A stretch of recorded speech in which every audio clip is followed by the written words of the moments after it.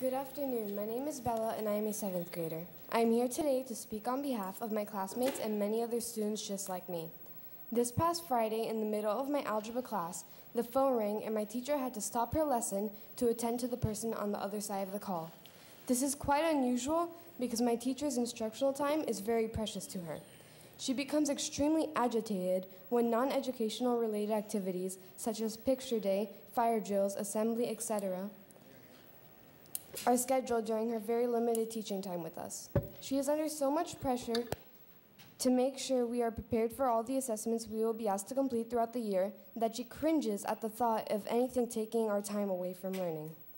We waited patiently, and even though we overheard her tell the person on the other end of the call that she did not want to take the call at the time, for some reason, the call continued. I could see that my teacher was flustered by the call, even though she kept her composure at all times. I later found out through my mom that the call was from the school board. They were inquiring as to why my teacher was scheduled to speak at today's board meeting. Weren't they going to find out today anyways? Did they really have to interrupt our lesson for that? When I went home and told my parents about what had occurred in algebra class that day, they were both furious too.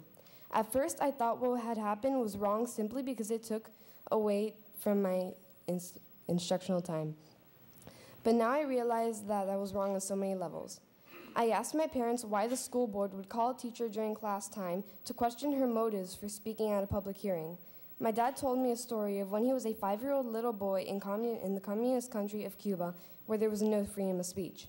He said that the school would encourage the children to pay close attention to the conversations of the adults at their home and report back anything that was said against the government to their teachers. That is, the teachers would use the children to gather information from the parents' private conversations, which would then be used to convict their parents for supposed crimes against the government. Consequently, the participants, playing the role of their parents, would then be tried at a mock trial for their words.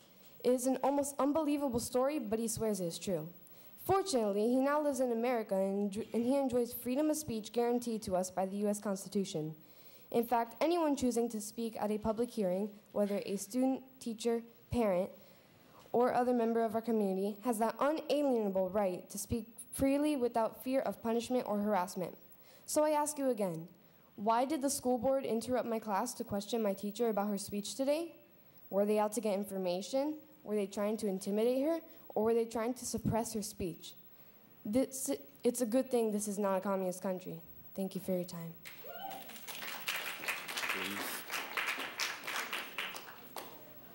Elizabeth Perdomo? Is Elizabeth Perdomo here? Yes.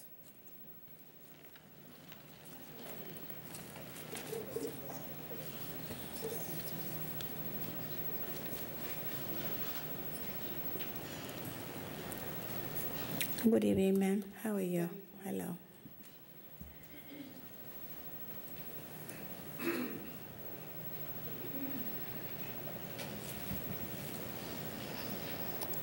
I'm requesting an additional 3 minutes, if that's okay. I have another speaker who's donating her minutes to me. Who's the other speaker, ma'am?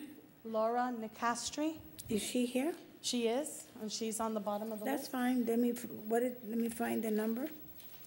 She was added on at the bottom of the list. Yes, that's fine. Go ahead, ma'am. Thank you. And just through the... Good evening, members of the board, teachers. I'm sorry, sir. I'm sorry, ma'am. The attorney's interrupted me. I'm sorry, I didn't mean to interrupt. 6 minutes, and there's no objections from the assembly, correct? I didn't hear anything, no.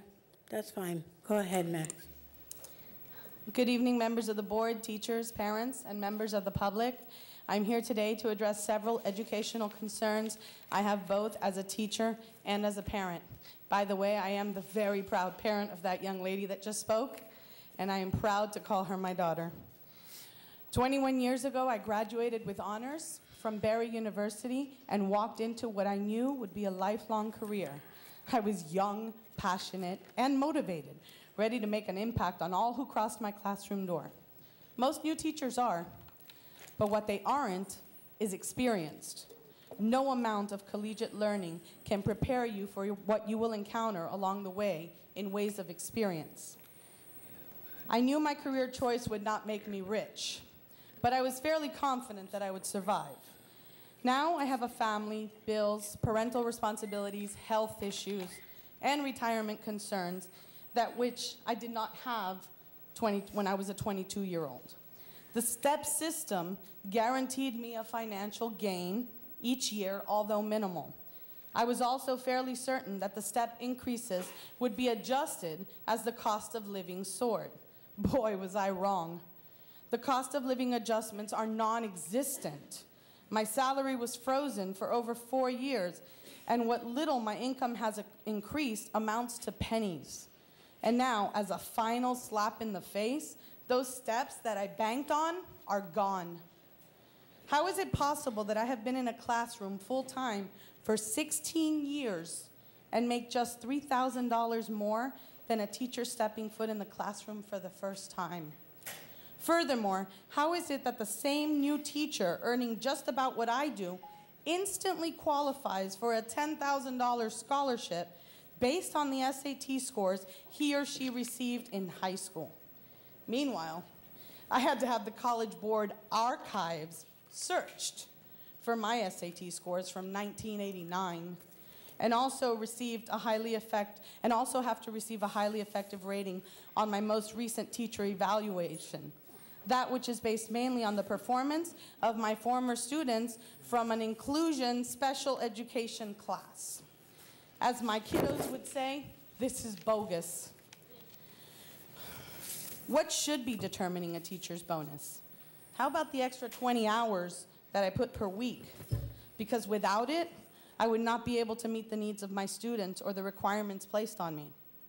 Or what about the endless devotion of the teachers, such as my daughter's band teacher, Mr. Cox, who graciously allows my daughter to still be part of the band, even though she lost the selective when her schedule was abruptly changed to combine 2 smaller classes into 1 large class? When does she learn how to play the instrument? After school, on the teacher's time. What about my daughter's math teacher, who creates much of her own materials because what she needs to teach her curriculum is not provided to her by Miami-Dade County Public Schools, yet 100% of her students score proficiently on all state exams and surpass all other school scores every single year? Funny enough, this master teacher is not eligible for Best and Brightest scholarship bonus because she did not attend school in the United States, and therefore she doesn't have an SAT score. Never mind that if she had taken it, she would have probably gotten a perfect score. But coincidentally, the date of the next available test falls after the deadline for turning in the documents. Then there's my daughter's science teacher, who stays after school to help students with their science projects, manages all registrations for the district fair, enabling a STEM future for our kids. And then when the school-based judging is over, he donates his time to Miami-Dade County Public Schools Science and Engineering Fair, all on their own time. These teachers are the best and brightest. They deserve compensation. The other thing I want to briefly address is my dissatisfaction with the intimidation tactics that have become a staple of this administration. Back in 2009, and many times thereafter, this issue was taken up at board meetings. It was clearly addressed by school board member Ms. Hatman, as you will hear in this clip.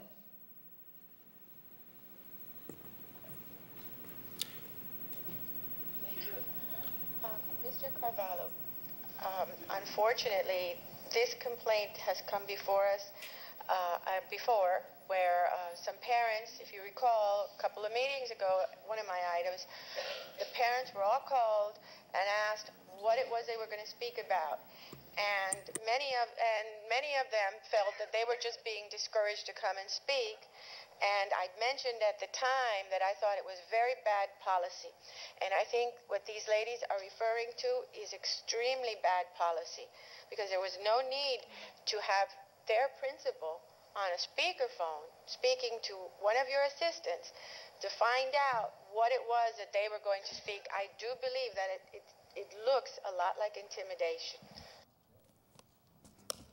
For the record, that's a very good, no, it's stopping right there. It's Dr. Perez, it was not me. Okay, thank you. Sorry Yes. for that. I believe it's Dr. Perez's voice, right, Dr. Perez? Yes, thank you. Okay, I shouldn't go too much over, but it did take about 7 seconds of my Yes, time. and they will do the 7-second, please. Thank you. Yes. Many of the speakers here today will tell you about how they were called to the office, visited by an administrator, interrupted during class, or scheduled to visit with the Labor Relations Department, which, by the way, never showed up. Many will tell you that they have been harassed, intimidated, or coerced into retracting their speak time. Why is this terrible practice allowed to continue? These issues, teacher pay at poverty levels, ridiculous bonuses offered that are clearly discriminatory, and the demoralization of our once appreciated profession by unjustifiable intimidation and harassment techniques are not just issues that warrant Tallahassee's attention. Ma'am, your time is up, but you can wrap it up. Yes. I'd like to know what Miami-Dade County Public Schools will do for its teachers, or for that matter, what UTD has done or will do. Hear us, hear me. I am a Miami-Dade County Public School System teacher, and I am worth more. Thank you, ma'am. Thank you.